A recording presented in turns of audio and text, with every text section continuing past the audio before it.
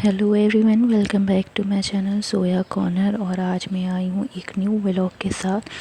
First सबसे पहले मैं आप लोगों से ये कहना चाहती हूँ सो सॉरी इतना लेट व्लॉग देने के लिए। और ये व्लॉग भी अभी 1-1.5 हफ्ते पहले का है, क्योंकि उसके बाद मेरी तबीयत ख़राब हो गई थी तो मैं व्लॉग नहीं डाल पाई। मेरी लेफ़्ट साइड की आइज़ के ऊपर जो आईलिड एरिया होता है वहाँ पे बहुत ज़्यादा स्वेलिंग आ गई थी और दर्द भी हो रहा था। ये शायद मैंने जब इसको मम्मा से पूछा तो पता नहीं, बड़ा अजीब सा नाम था इसका, गुहीरी, या फिर मैंने जब गूगल किया तो इसको स्टाइल आ रहा था।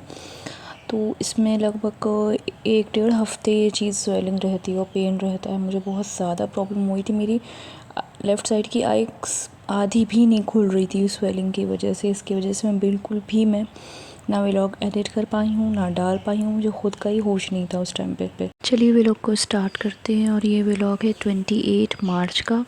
और ये सुबह सहरी में मैं चाय बना रही थी, और चाय बनाने के बाद जल्दी क्योंकि आज आँख लेट खुली थी तो जल्दी सब कर रहे थे, ज़्यादा इसमें शूट नहीं कर पाई मैं सहरी के टाइम। फिर उसके बाद चाय वगैरह पीने के बाद, सहरी ख़त्म करने के बाद फिर हम लोग करने लगे थे, सब लोग नमाज़ फजर की पढ़ने लगे थे। और उसके बाद इबादत करने के बाद मैं बैठ गई थी, जो मेरी एक दिन पहले की क्लास छूट गई थी वो लेने के लिए यूट्यूब पे। उसके बाद फिर क्लास लेने के बाद मैं किचन में आ गई थी, क्योंकि आज हम लोग को यहाँ आफ्तार पढ़ना था सब जगह। तो मैंने सोचा थोड़ा काम स्टार्टिंग सुबह से ही कर लूँगी तो जल्दी भी हो जाएगा और थकान भी नहीं होगी, वरना एंड टाइम पे एकदम से इकट्ठा करूँगी तो फिर थकान होगी।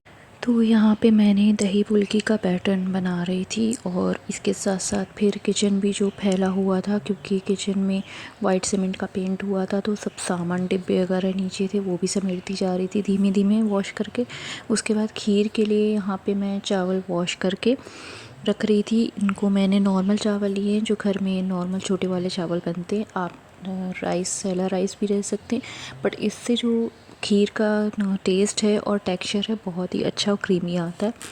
तो यहाँ पे मैं उस आलू को बॉईल होने के लिए रख रही थी ताकि वो ब्रेड पकोड़े के लिए रेडी हो जाएं। और यहाँ पे चने भीगे हुए हैं, इनको मैं अच्छे से वॉश करके बॉईल होने के लिए रख दूँगी नमक थोड़ा सा डाल के। और यहाँ पे इंस्टेंट आलू के चिप्स के लिए मैं आलू को छील के और उसके चिप्स पतले पतले काट लूँगी। अगर आपके पास चिप्स बनाने की मशीन है तो आप उससे भी कर सकते हैं, बट मेरे पास नहीं थी तो मैंने हाथ से ही बिल्कुल इसे स्लाइस कर लिया है। ये देखिए इस तरीके से इतना थिन स्लाइस करना है कि हल्का सा पीछे जब आप उसको पकड़ें तो पीछे का एरिया दिखे।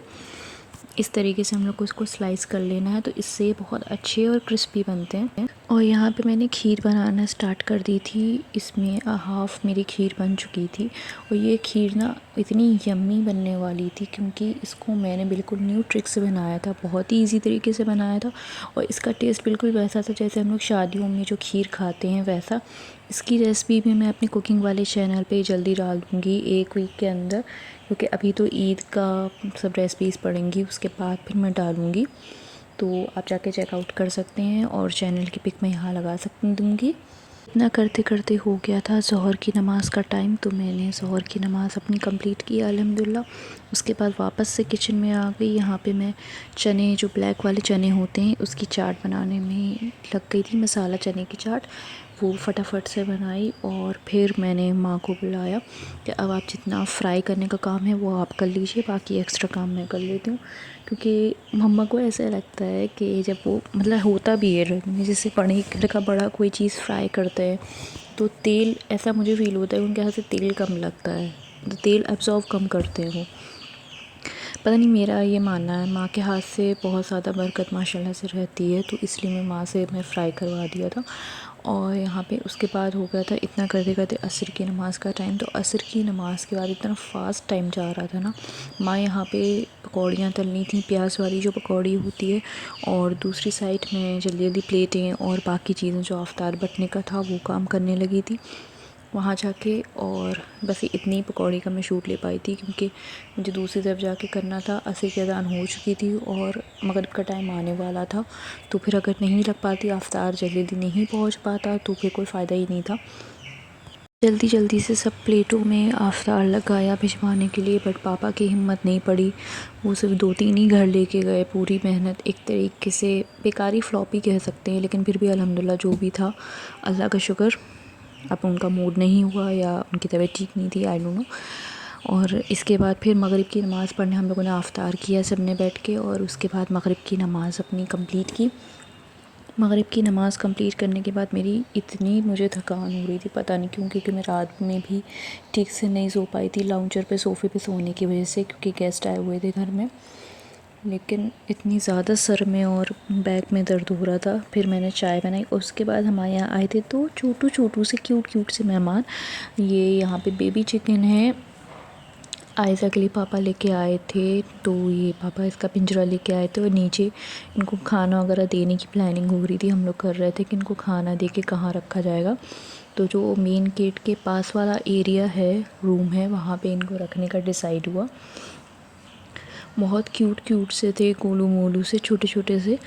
उसके बाद फिर मैं आ गई थी किचन में खाना बनाने के लिए, क्योंकि मेरी बिल्कुल हिम्मत नहीं उठती। मैंने सोचा जितनी जल्दी अपना काम निपटा लूँ उतना बेटर है। यहाँ पे मैं बना रही थी तुरई की सब्ज़ी पापा के लिए और रोटी। यहाँ पे मैंने तुरई को छील के और उनको वॉश करके फिर कट कर लिया था, और फटाफट से फिर कढ़ाई में तेल चढ़ाया और प्याज कट करी और उसमें तेल डाल के प्याज डाली।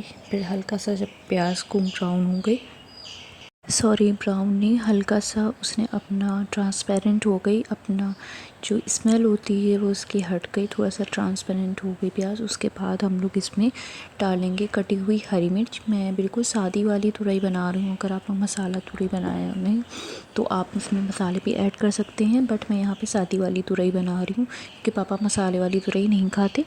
तो यहाँ पे मैंने हरी मिर्च ऐड कर दी है, और इसके बाद इसमें मैं थोड़ा सा एक छोटा वाला जो टमाटो होता है वो चॉप करके डाल दूँगी। इससे टेस्ट ना बहुत अच्छा आता है। इसके बाद इसको अच्छे से भून लेंगे कि सब्जियों का कच्चापन ना आए। उसके बाद में इसमें यहाँ पे तुरई डाल दूँगी। मुझे अंदाज़ नहीं था और मैंने कढ़ाई थोड़ी छोटी ले ली थी, जिसकी वजह से तुरई थोड़ी कढ़ाई में भरी हो रही थी। तो मैंने थोड़ी तुरई डाल के इसको मिक्स कर रही थी, और उसके बाद फिर मैंने इसको ढक के नहीं पकाया, क्योंकि अगर तुरई को ढक के पकाओ तो बहुत ज़्यादा पानी छोड़ देती है, फिर भूनने में उसका पूरा टेस्ट टेक्सचर सब चला जाता है। तो मैंने इसको ढक के नहीं पकाती हूँ। इसको अच्छे से मैं चला दूँगी थोड़ा देखिए अब मैं यहाँ पे मिक्स करके सब्ज़ी डाल रही हूँ, ताकि अच्छे से हमारा जो प्याज वगैरह सब है, टमाटर प्याज हरी मिर्च, वो पूरी सब्ज़ी में अच्छे से मिक्स हो जाए। यहाँ देखिए हमारी तुरई हल्की सी सॉफ्ट हो गई है। तो मैं इसे फुल गैस अब मैंने कर दी है, फ्लेम को बिल्कुल फुल पे हाई पे कर दिया है, और मैं इसे अच्छे से लगातार चला के भून रही हूँ। इससे इसका मुझे बिल्कुल पानी सुखा दूँगी। और हमारी तुरई उस तरफ जब तक बन रही थी, तो मैं दूसरी तरफ गैस पे मैंने रोटी बनने के लिए रख दी थी, क्योंकि जल्दी से मैं अपना काम बस फिनिश करके भागना चाह रही थी। और यहाँ पे उसके बाद मैंने वीडियो एडिट करने बैठी थी, बट मेरे सर में इतना तेज़ दर्द होने लगा था कि मैंने वॉइस ओवर नहीं करा था। वॉइस ओवर आज मैंने किया है।